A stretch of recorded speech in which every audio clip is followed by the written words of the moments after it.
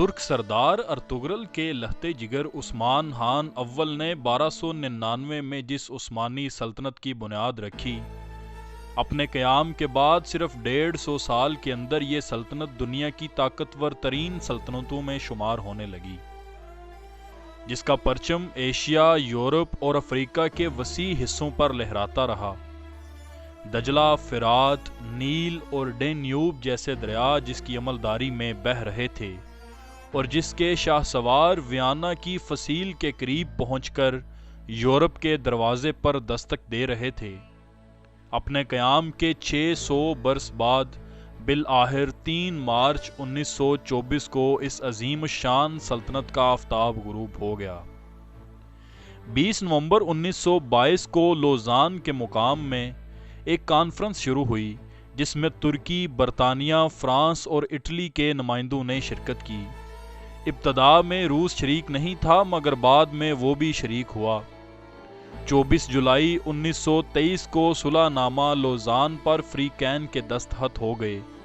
اس معاہدے کے تحت ترکی کی سالمیت کو تسلیم کیا گیا، عرب علاقوں کی آزادی کی توثیق کی گئی، فوج کے سلسلے میں معاہدہ سیورے میں مسلط کی جانے والی پابندیوں کو ختم کر دیا گیا، آبنائے باسفورس پر بین الاقوامی قبضے کو ترکی نے تسلیم کر لیا مگر اس شرط کے ساتھ کہ لیگ آف نیشنز کے تحت بین الاقوامی کمیشن کا چیئرمین ایک ترکی شہری ہوگا۔ اس کے بعد 3 مارچ 1924 کو ترکی سے خلافت کا خاتمہ کر دیا گیا۔ معاہدہ لوزان اصل میں معاہدہ سویرس کی ناکامی کی وجہ سے کیا گیا۔ جب معاہدہ سویرس ناکام ہوا تو سوئٹزرلینڈ کے شہر لوزان میں ایک کنونشن بلایا گیا۔ اس کنونشن میں ایک معاہدہ منظور ہوا۔ معاہدہ اصل میں فرانسیسی زبان میں تھا۔ دستخط کنندہ میں ایک طرف برطانیہ، فرانس، اٹلی، جاپان، یونان، رومانیہ، سلواکیہ، سربیا اور کروشیا تھے، جبکہ دوسری طرف ترکی تھا۔ اس معاہدہ نے ترکی کی حدود اربع کا تعین بھی کیا۔ اس معاہدہ پر دستخط 24 جولائی 1923 کو ہوئے۔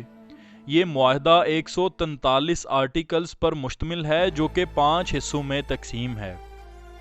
پہلا حصہ ترکی کی حدود کا تعین کرتا ہے، شہریت کے مسائل پر بات کرتا ہے اور اقلیتوں کے حقوق کی بھی ضمانت لیتا ہے۔ یہ حصہ 45 آرٹیکلز پر مشتمل ہے جو کہ 3 سیکشنز پر مشتمل ہے۔ دوسرا حصہ مالی شقوں پر مشتمل ہے جس میں زیادہ تر ان قرضوں کی ادائیگیوں پر بات ہوئی جو یا تو ترکوں نے لیے تھے یا دیے تھے، اور کچھ متفرق شقیں بھی اس میں شامل تھیں۔ یہ حصہ 18 آرٹیکلز اور 2 سیکشنز پر مشتمل ہے۔ اس کے بعد آتا ہے اس معاہدہ کا سب سے بڑا حصہ۔ یہ تیسرا حصہ معاشی معاملات پر گفتگو کرتا ہے۔ 18 آرٹیکلز پر مشتمل یہ حصہ 6 سیکشنز پر منقسم ہے۔ یہ حصہ جائیداد کے حقوق، مفادات کا تحفظ، قرضوں کا تعین جیسے مسائل کو اپنے اندر لیے ہوئے ہے۔ جو چوتھا حصہ ہے وہ مواصلاتی اور سینیٹری کے معاملات و مسائل پر گفتگو کرتا ہے۔ آخری حصہ میں جنگی قیدیوں کی رہائی اور جو قبریں ان علاقوں میں یونانیوں کی موجود ہیں ان کے تحفظ کی بھی ضمانت ترکی سے لیتا ہے۔ عثمانی خلافت کے خاتمے کے بعد ترکیہ میں اسلام اور سیکولرزم کی کشمکش کے نئے دور کا آغاز ہوا۔ مصطفیٰ کمال اتاترک نے 1924 میں خلافت کا خاتمہ کرنے کے ساتھ ترکی کے جمہوری ملک ہونے کا اعلان کر دیا اور ملک کی ترقی کا ذریعہ مغربی تمدن کو قرار دیتے ہوئے اسے اختیار کر لیا۔ مصطفیٰ کمال نے ترکوں کا ناطہ مذہب اور روحانیت سے کاٹ کر مغربیت اور لادینیت سے جوڑنے کی کوشش کی۔ کمال اتاترک کے بعد آنے والے حکمرانوں نے بھی اسی پالیسی پر عمل کیا، لیکن سیکولر طبقے کی سختیوں کے باوجود ملک کے اندر اسلام باقی رہا اور سیکولرزم کے حامیوں اور اسلام پسندوں میں کشمکش جاری رہی۔ 60 کی دہائی ختم ہوتے ہی یہ بات پوری طرح واضح ہو گئی تھی کہ ترکوں کو ان کی اسلامی جڑوں سے الگ کرنا اور ان کی اسلامی شناخت ختم کرنا ایک مشکل کام ہے۔ ترکوں کو جب بھی موقع ملا انہوں نے لادینیت کے خلاف آواز اٹھائی اگرچہ پوری سختی کے ساتھ ترکوں کو مغرب زدہ بنانے کی کوشش کی گئی۔ اسی دوران 70 کی دہائی میں ایک ایسی شخصیت نے ترکی کے سیاسی میدان میں قدم رکھا جس نے ترکی کے ایوانوں کو ہلا ڈالا، اور وہ سیاسی شخصیت رجب طیب اردوان ہے۔ رجب طیب اردوان نے اربکان کی رفاہ پارٹی میں شمولیت اختیار کر کے اپنی سیاست کا آغاز کیا اور اپنی محنت سے استنبول کی میئرشپ حاصل کی اور گراں قدر خدمات سر انجام دی۔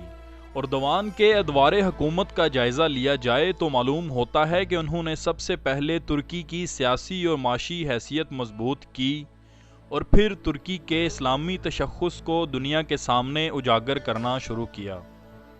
مثال کے طور پر پہلے پہل اردوان حجاب کے معاملے پر مصلحت کے تحت خاموش رہے، اور پھر ایک وقت آیا کہ انہوں نے حجاب کے معاملے پر آواز اٹھائی اور اکتوبر 2013 میں حجاب سے پابندی ختم کر دی۔ اس کے علاوہ انہوں نے اسلامی دنیا کے مظلوم مسلمانوں کے لیے دنیا کے ہر فورم پر ہمیشہ آواز اٹھائی اور آج بھی اٹھا رہے ہیں۔ یہ بات درست ہے کہ 2023 میں معاہدہ لوزان کو 100 سال مکمل ہو جائیں گے، لیکن یہ سمجھنا درست نہیں ہوگا کہ دوبارہ سے خلافت عثمانیہ قائم ہو جائے گی یا خلافت عثمانیہ کی حدود میں واقع تمام ممالک شام، عراق، لبنان اور سعودی عرب اس کا حصہ بن جائیں گے۔ ان تمام ممالک کو معاہدہ لوزان کے تحت الگ الگ ریاستوں کے طور پر تسلیم کیا جا چکا ہے، اور یہ تمام ممالک اب اقوام متحدہ کے رکن بھی ہیں۔ خود صدر اردوان نے کبھی خلافت کا دعویٰ نہیں کیا۔ ترکی نے اس معاہدے کے ذریعے اپنے بیشتر وہ حقوق حاصل کر لیے جو معاہدہ سیورے کے ذریعے اس سے چھین لیے گئے تھے۔ یہ بھی خیال کیا جاتا ہے کہ معاہدہ لوزان کی مدت ختم ہونے کے بعد ترکی تیل اور معدنیات کی پیداوار میں خود مختار ہو جائے گا، جبکہ ترکی اپنے قیام سے ہی اپنے قدرتی وسائل، خاص طور پر تیل اور معدنیات کے حوالے سے خود مختار ہے۔